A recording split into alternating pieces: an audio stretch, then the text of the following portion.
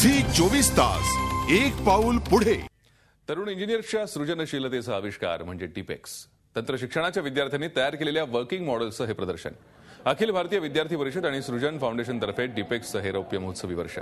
या वर्षीचं प्रदर्शन पुण्यात कॉलेज ऑफ इंजिनिअरिंगच्या मैदानावर भरलंय। ज्येष्ठ उद्योजक बाबा कल्याणी यांच्या हस्ते या प्रदर्शनाचं उद्घाटन झालं।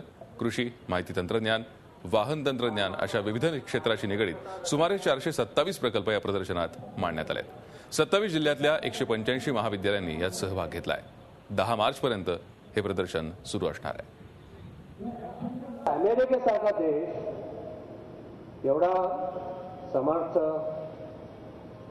एवढा इकॉनॉमिकली स्ट्रॉंग का झाला?